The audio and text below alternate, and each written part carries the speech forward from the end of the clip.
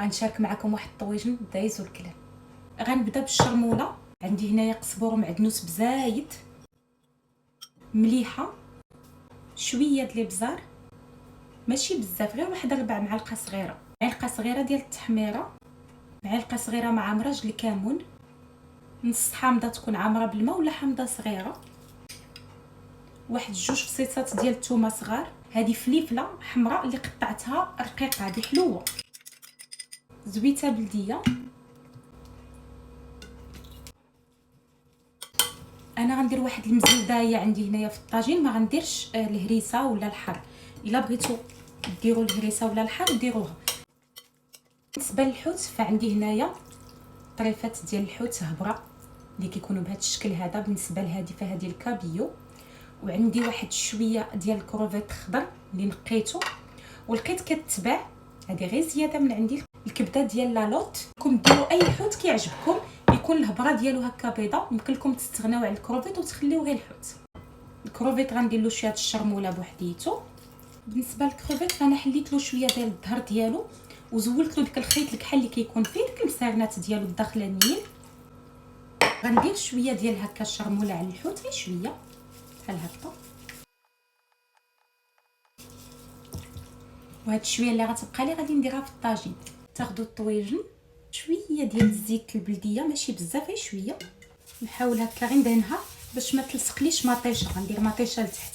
هاد المطيشه كمقطعين، طريفه البطاطا مقطعه رقيقه باش طيب. هاد الحوت هذا دغيا كيطيب ما كيتعطلش، وغندير غير شويه ما غنديرش بزاف. ندير واحد شويه ديال الشريمله اللي بقات، نخلي هاد شويه تنشللها من بعد،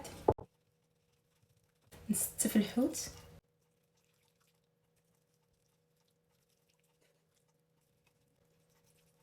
ديك الكبيده بحال هكذا غير من الجنيبات،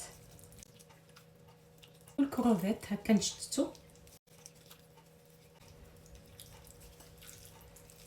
الا كنتو بحال دابا غتخدموا الكروفيت في الطويجنات، من الاحسن تاخذوا هذا الخضر تيجي لذيذ.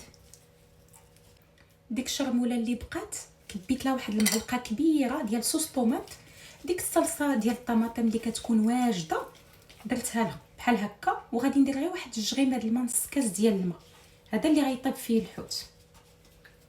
هذا غنديرو غير مع الجناب بحال هكا، وغندير واحد المزيوده من الفوق بحال هذا الشكل هذا، نغطيه ونشعل عليه البوطه على عافيه مهيله، يعني ما نجهدش العافيه بحال شي شميعه. برك هكا على الحوت ونلقاه طايب يتقلى ونوريكم الشكل ديالو. ما قلت لكم طاب على عافيه مهيله، راه طلق شويه د الماء وخليته كيتلبى وكيتقلى حتى وقف الزويته ديالو، كيجي غزال هاد الطاجين. ندير له واحد 2 طريفات غير الديكور هكا ديال الحامض، هاد العريش المعدنوس غير الديكور. هذا الشكل ديالو شوفوا كيفاش كيجي واقف في المريقه ديالو، في الزويته ديالو، معلك ولذيذ. نتمنى تجربوا هاد الطويجن، انا متاكده بلي غادي يعجبكم بزاف الا جربتوه. الا جربوه على ضمانتي، ونتلاقى بكم في الفيديو الجاي ان شاء الله.